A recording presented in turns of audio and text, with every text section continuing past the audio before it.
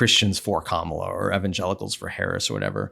Yeah, I think it's a little icky. And here's why. Christians for Kamala. And I hope I'm saying her name right, because I know there's a few ways to say it. Kamala Harris, of course, the Democratic presidential nominee. And I've seen, this kind of movement of Christians for Kamala. There's also now an evangelicals for Harris. Now, that doesn't have the alliterative, ring that Christians for Kamala does. And there are some names that I think a lot of people would recognize that are listening to this that are leading that charge. I just thought it was interesting because in general, I would say that Republicans are the ones that have had the most backing from Christians, certainly.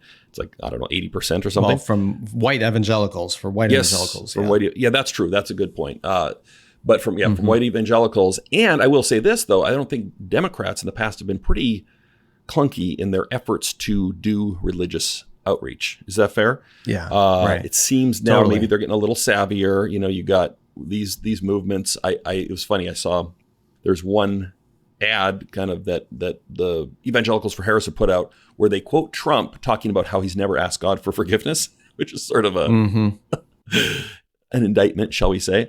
And so, I thought it was interesting. What do you think? Is this a good thing? I'll say this. I'll put my cards on the table. And this isn't even about like, okay, who do you support or whatever. There's something in me, though, when people go Christians for some political figure, Christians for some political cause, that makes me kind of, I don't know what it is. Maybe it's just an aesthetic thing. I'm like, are we kind of sublimating our primary identity as Christians in the service of something else? Anyway, that was kind of my reaction. Tell me what you think. No, I'm with you on that. First of all, let's back up a second. One of the fundamental differences between the Republican Party and the Democratic Party is the Republican Party is more homogenous. It largely appeals to uncollege educated, white, rural voters. And so when you have essentially one group that you're trying to engage, and because there's a lot of those people in America, that's a huge number of people, you can have or at least sustain a political party with just that group of people. And so they only have to message to one group of people. The Democratic Party, historically, at least in our lifetimes, has been a much broader coalition of folks, a much more diverse coalition, and it's a lot harder to get them all together. So one of the strongest components of that Democratic coalition, of course, are African-American voters. African-Americans are the most Orthodox Christians in America. They attend church more than any other demographic group in America. They read their Bibles more than any other group in America.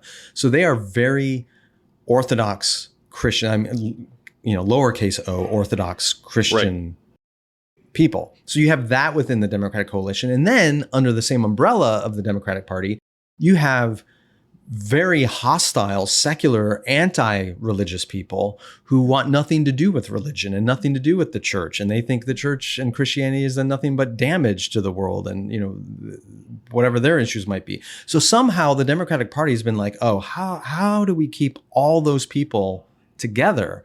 And I think what's happened, at least since I would say 2006, at least, I think the Democratic Party has slowly decided we need to keep our far left activist flank that's generally uncomfortable with religion. We need to keep them happy. And so they have given up on religious rhetoric and appealing to religious voters because they want to keep their left flank. And they've essentially abandoned the religious rhetoric to the right.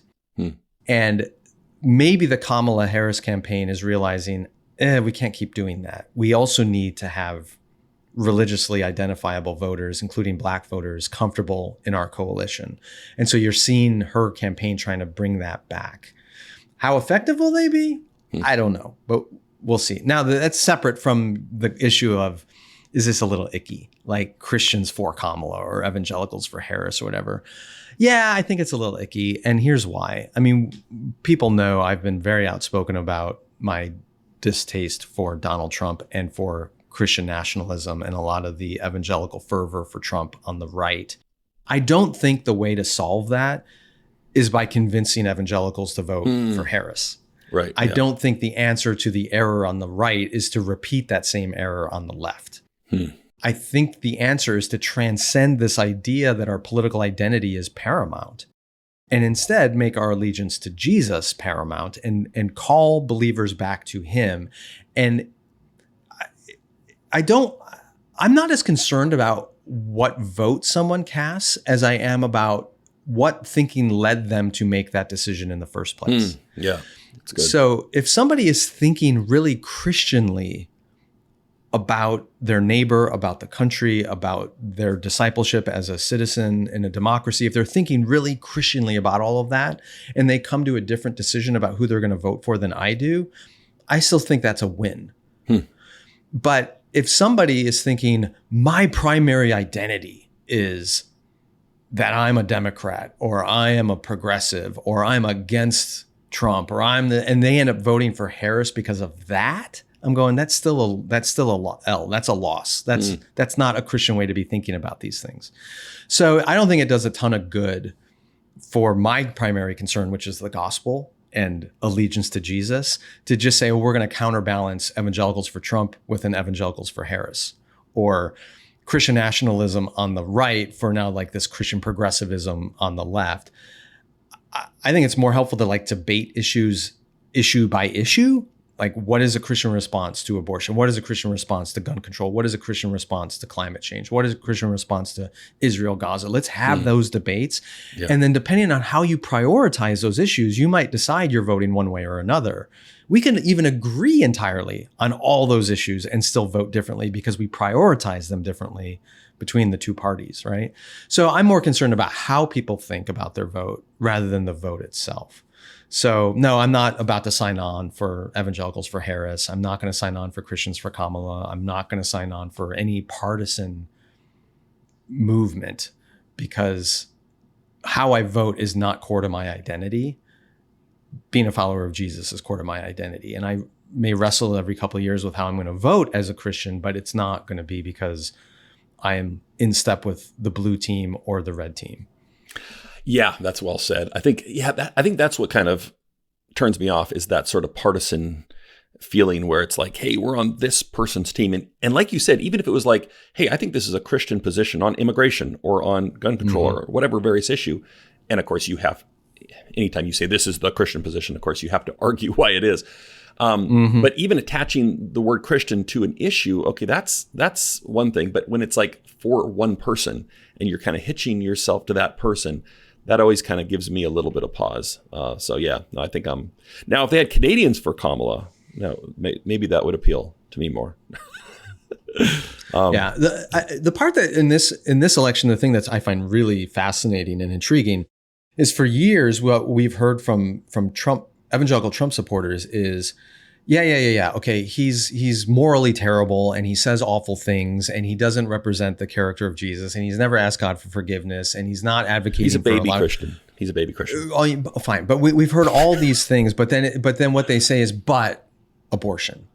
Right. Abortion trumps everything, right? It's, you can't side with baby murderers and all the other rhetoric that they use. And I'm going, okay, I don't agree with that calculus, but I get it. It makes sense.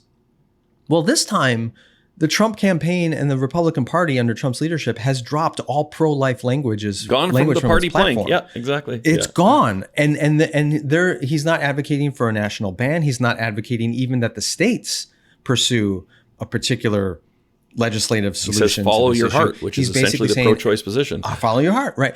So I'm going, okay, what is the argument now for Trump? I would argue if abortion is your top issue, if that is the determining factor in how you vote, and neither party is technically pro-life, then I would argue you should vote for the party whose policies or the candidate whose policies have been proven to actually lower the number of abortions. And that's a whole nother conversation. But I'm not hearing that from... And this is the problem. You're absolutely right. With hitching yourself to a certain political leader in a utilitarian way, because you go, okay, well, he's gonna outlaw abortion, then he drops that, but you're still tied to him because he's your guy now, right? You bought the hat and the T-shirt, so yeah. Yeah, I just have not heard a coherent Christian or evangelical argument to vote for Trump in 2024. Yeah, I haven't heard it. I'll say this too. I've heard all kinds of other arguments. I've heard cultural arguments. I've heard fear of immigrants arguments. I've heard inflation arguments. I've heard whatever, but I have not heard what I would call a Christian moral argument for voting for Trump in 2024.